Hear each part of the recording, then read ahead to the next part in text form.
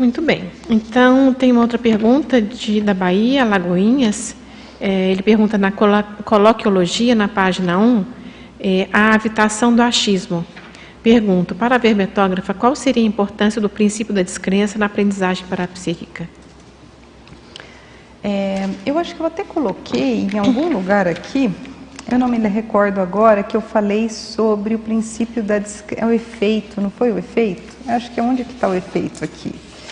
Em algum lugar eu falei sobre o efeito da aplicação lúcida do paradigma consciencial. Para mim, o princípio da descrença, ele é difícil porque eu venho de uma conotação aí muito religiosa, né? Então é difícil você abrir mão de crenças para experimentar. Inclusive, esse foi um dos itens que, quando eu cheguei no tertuliário, mais me chamaram a atenção, mas não no sentido positivo, né? Foi no sentido negativo. Pô, mas eu não posso crer em nada agora. Era como se eu falasse assim, então eu não creio que essa cadeira existe. Era isso, né? Porque a minha ideia de crença estava vinculada a isso. Então ela não é um termo fácil para mim. Mas eu penso que quando você aplica o paradigma consciencial, aí sim você consegue testar bem esse princípio da descrença. Porque o paradigma consciencial, acho que eu cheguei a comentar aqui, né? Não é só autoexperimentação. A autoexperimentação é um método científico que tem na SOCIM também. Tá, mas o que é diferente então? É a autoexperimentação associada à multidimensionalidade, às questões energéticas, às questões da cosmoética, né? Então, assim, quando eu vou testar as coisas para sair do achismo, eu tenho que olhar para esse paradigma como um todo. Não só testei e vi o que aconteceu, não aconteceu, né? Testar por testar. Então, eu acho que para mim, sair do achismo foi quando eu olhei para o paradigma de forma ampla e comecei a observar o que aquilo significava para mim. Eu acho que é por aí, sabe? Eu não sei argumentar mais a respeito desse achismo, assim. Eu focaria no efeito do paradigma como um todo.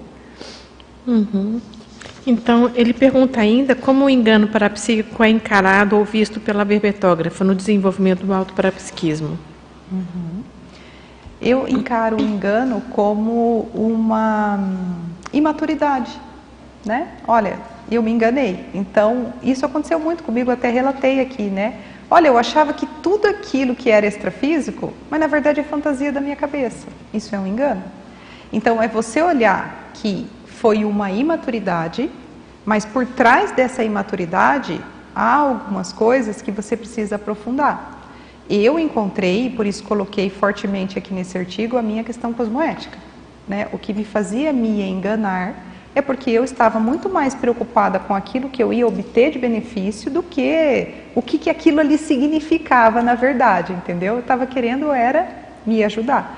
Então, você encarar o engano como algo que pode acontecer, você está aprendendo, faz parte do processo. Tá, mas o que tem por trás? Né? E aí corrigir isso que tem por trás.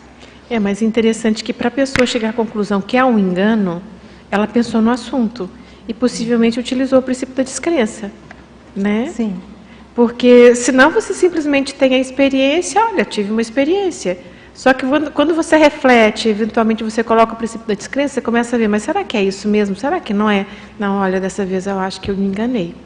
Né? Então já houve uma análise para a pessoa chegar nessa conclusão.